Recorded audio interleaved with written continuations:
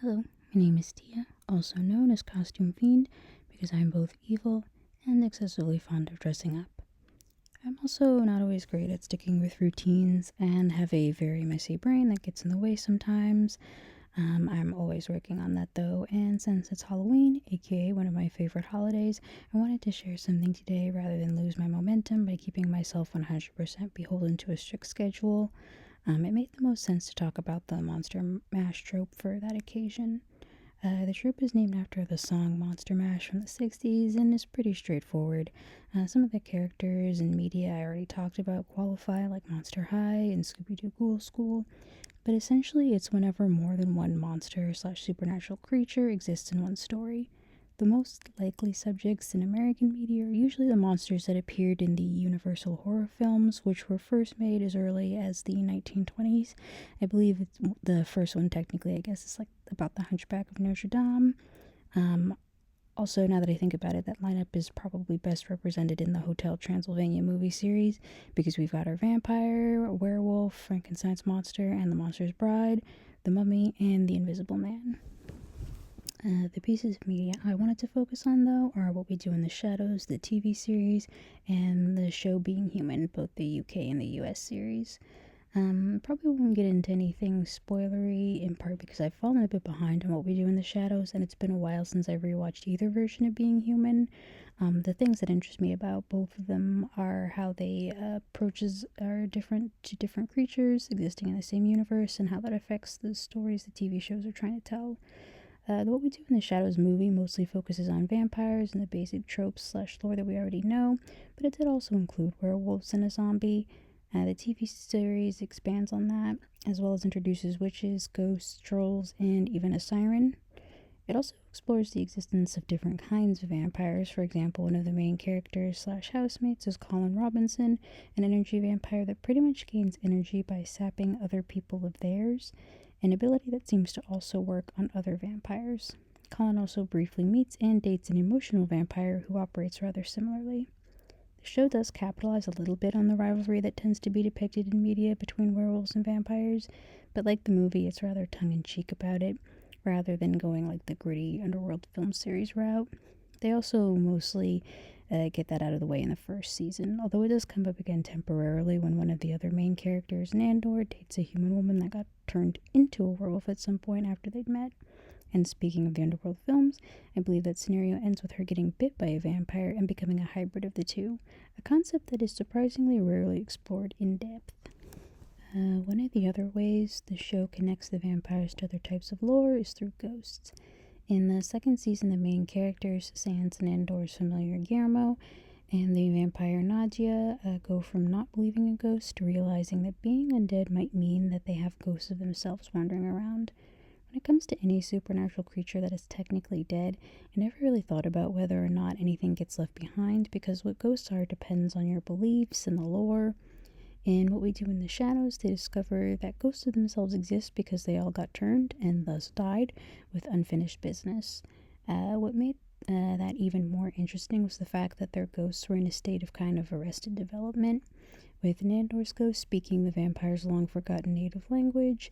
Nadia's ghost ends up sticking around for a while in the form of a creepy doll she possesses because she considers her unfinished business to be helping her current self reach her full potential. I believe Colin turns out to not have a ghost in part because energy vampires aren't technically undead in the same way that the others are. He does get to summon his grandmother to tell her a corny joke though, so good for him. Actually, now that I think about it, Nadia believed in ghosts the whole time, and she tends to be more open about believing in things beyond her own experiences. She's the one that believed her husband Laszlo's curse hat was actually cursed. I believe she also called up the guy that resurrected one of their familiars, which turned him into a zombie who was very difficult to re-kill. What I love about all of this is the way that the addition of other beings expands the lore. It makes the show feel like it exists in a world where there are a lot of interesting things happening right beneath the surface. It really makes the name What We Do in the Shadows feel very apt. Like the movie, there's an obvious love of the genre and appreciation for the classics, but also an openness to the modern interpretation of some things. In that way, the show is rather literal, although it makes commentary on occasion. I mean, it is primarily a comedy. The show, being human, on the other hand, is considered a comedy, but also like a drama and everything as well. So, like the title implies, it explores what it is to be human through the lens of the three supernatural roommates, which include a vampire named Aiden in the US version and Mitchell in the UK version, a werewolf named George in the UK version, and Josh in the US version, and a ghost named Annie in the UK version, and Sally in the US version.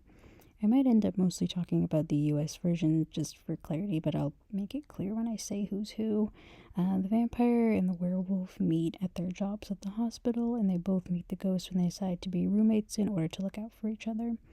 The ghost comes with the house, and in both versions of the show, she also comes with her own history involving a shitty ex, aka the reason she died in the first place.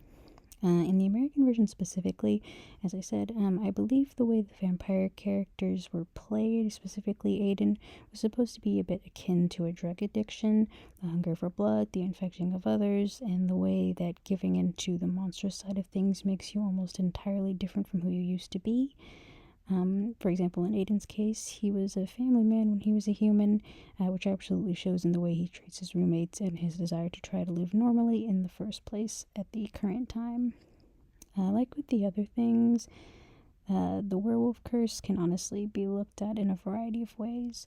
For me, dealing with mental health issues and things like PMDD, look it up if you don't know what that is. I'm not going to explain right now. But it's absolutely made me find the whole absolutely losing it once a month thing very relatable, right down to the whole feeling disconnected from the person you were at the height of your emotions. Since both George and Josh are played by cis men, though, you could also interpret the werewolf thing as a metaphor for queerness, which is helped a little bit by the fact that I believe in the American version, Josh's sister is an out lesbian. As for Annie and Sally are ghosts, like I said, they share the same backstory and at first don't remember that it was their fiance that killed them. In fact, they both start off lamenting the fact that they will no longer have a future with him, only slowly regaining their memories and remembering that he was actually an abusive guy. In a way, the ghosting is a pretty straightforward metaphor for the trauma, but also commentary about the way abuse can make you a ghost of your former self, and how the cycle tends to repeat itself until you're able to leave for good. So, yeah, a bit heavier than what we do in the shadows, a more comedic approach to the whole thing, but equally interesting in my opinion. I also appreciate how being human approaches what it's like to have these different monsters living together, since ultimately, in what we do in the shadows, the main cast are all vampires, plus the familiar Guillermo. So the only ways they clash are related to their different personalities rather than their different needs as creatures. In both versions of being human, the vampire character was the oldest and therefore was usually the one who was able to offer the most insight and explanations for some of the other supernatural stuff that the werewolf and ghost didn't know.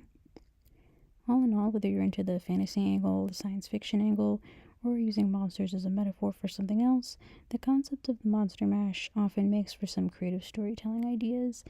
And I honestly think there's still plenty to explore, plus I'm always down for giving the limelight to other creatures that don't get as much pop culture attention. I'm not going to get into it, but brief shout out to the movie Monsters vs. Aliens from DreamWorks. They kind of went down the lines of going more Creature from the Black Lagoon, the 50-Foot Woman, The Fly, things like that. So they definitely picked the more science fiction angle. And I think it's actually a little bit underrated. It's not DreamWorks' best movie, but now that I'm older, I think I appreciate it more and the homages to like the 50s, 60s kind of thing. But yeah, I mean, if there are any monsters besides vampires and werewolves that you enjoy, I'd be happy to hear about it. Or if there are any pieces of media that do the monster mash thing that you feel go about it creatively. Other than that, have a graveyard smash. Leave a like if you like. Subscribe for more nerdy rambling. And as always, have a good one.